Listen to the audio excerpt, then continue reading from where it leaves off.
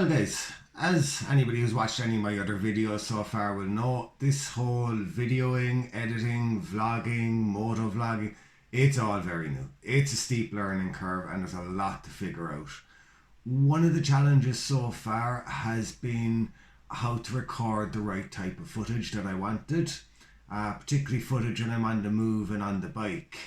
Now, if you watched the video I made earlier reviewing the cheap 4K action camera, you will remember we learned that in Ireland, sticking anything onto your helmet, such as rigid GoPro mounts and things, is actually illegal.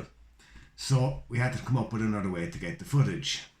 What I have got is this little fella here, quite cheap. It's only somewhere around 10 euros or so off Amazon plus a bit of delivery. But it's a chin mount and it will allow you to attach cameras, GoPros, phones, anything basically that you can attach this fitting to.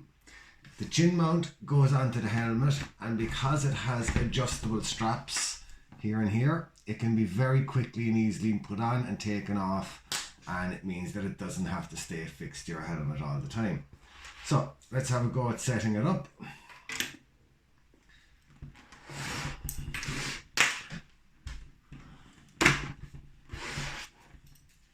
So ideally we want to get the chin mount somewhere around here. Still want to be able to control our vent and get the camera on rigid. So if we bring these two straps up inside and we'll start tapering these through.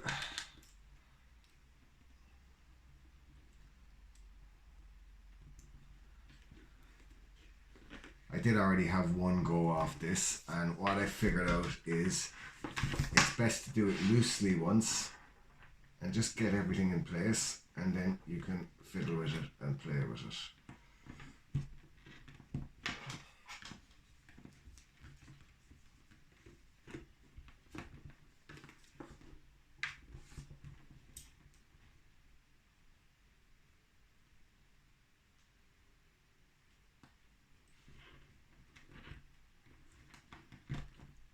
So that sits in place, but as you can see, it's quite loose there now.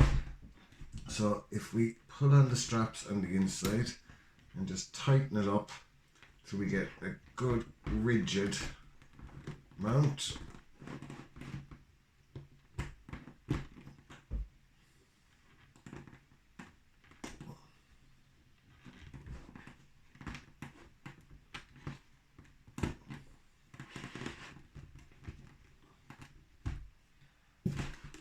There we go, it's pretty solid. Now that we have the mount secured onto the face of our helmet, the next thing we want to do is be able to attach the camera.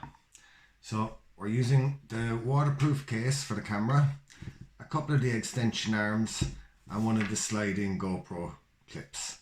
So this fella will slide in here so you get a nice solid clink, and then by adjusting the arms you can bring the camera up to the angle that you want and then tighten up the screws to hold it in place. That's it guys, it's very cheap, it's very straightforward. The only thing left to do is to get on the bike, go for a ride and show you what some of the footage looks like. In the magic world of YouTube, we have already done that, and I have to say, it's absolutely brilliant. It works way better than using the chest mount.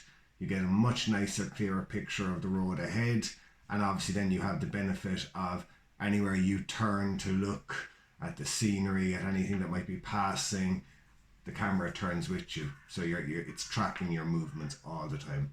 Well worth the money. One of many attachments we're going to use.